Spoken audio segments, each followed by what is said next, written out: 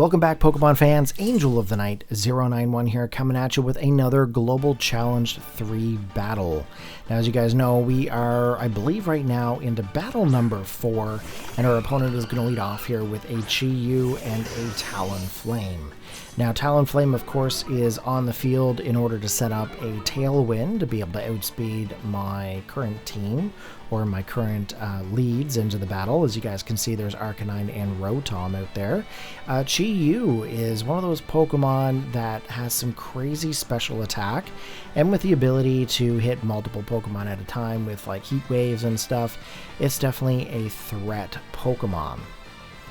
Now, one thing that we're going to discuss here is the fact that Talonflame and Chi-Yu are both of the fire typing. So, for example, in this situation here, Rotom-wash is a perfect Pokemon to have onto the field. It's definitely a threat to both of his Pokemon and can be proven a big threat to really anybody. In comes a Great Tusk. Now, as you guys know, Great Tusk has some crazy defensive values, and its attack stat is ridiculous. So, this is where you're going to see a lot of things with Chi-Yu.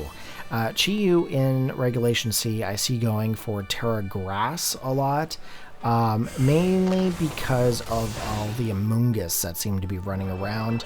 Same thing with the Iron Bundles. Iron Bundles tend to go for Hydro Pumps quite a bit. Icy Winds are a little bit easier to survive, so they've gone with the Tera Grass here with the Chi-Yu.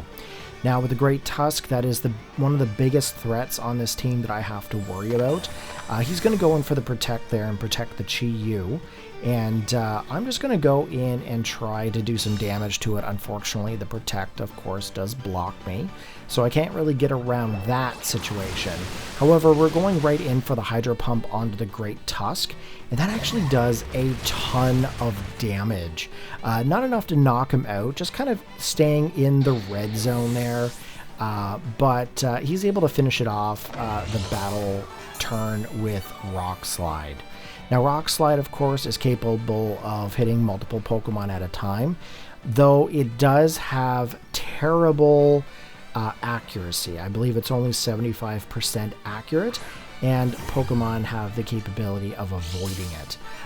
We're going to come in with Flutter Mane here. That's obviously the best choice to come in right now, just because of the Chi-Yu and the Great Tusk. Now, in this situation here, I do want to go in for the attack with the Rotom. There's really no point in setting up any kind of a Confuse Ray or a Thunder Wave at this point. It's not really going to do much. However, we are going to go for the Dazzling Gleam, and that is hopefully going to be able to hit both Pokemon here. There is a slight chance that one of the Pokemon may be able to avoid the Dazzling Gleam, but not to the extent of what Rock Slide has for an accuracy. Now, Rotom-wash, of course, does have some leftovers onto it, so it's going to regain some health every turn, which is going to be pretty awesome for us. Chi-Yu, of course, does survive the Dazzling Gleam, goes for the Dark Pulse, and luckily for us, Rotom is capable of living that hit. Its stats are definitely up there. We've got 252 in HP. We do have mostly defensive values. It's more of a bulky physical defense Pokemon. But, you know, luckily with that HP, we were able to survive. In comes the Iron Bundle as his next Pokemon. Now, Iron Bundle, of course, it's a water type, it's an ice type, it has incredible speed, and if you have it with the booster energy, you're looking for a series of hurt. Now, that's one thing about Regulation C that I'm not a big fan of, is it brought out a lot of these Paradox Pokemon, but it also brought out a lot of the Ruin Pokemon. And I'm going to be honest, I found that with Regulation C, I'm not a big fan of it. It's very much the same thing over and over, and winning speed ties. That and luck if you have a ting-lu with for sure. But it's definitely the same thing over and over and over again. You see a lot of the same similar Pokemon. Now, we did get hit with a Freeze Dry, our Rotom-wash is knocked out, and we were able to take out the Chi-Yu. Now, with that being said, Talonflame makes its way back onto the battlefield, and I'm going to come in with my Paldea Combat Tauros. And I'm never going to get tired of saying that, because it is definitely one of the more underrated Tauros forms from Paldea.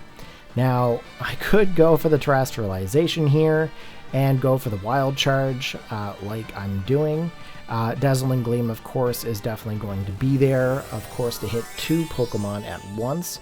Not necessarily going to be able to do a ton to the Talonflame. However, the Dazzling Gleam was just there in case I wasn't able to actually knock it out.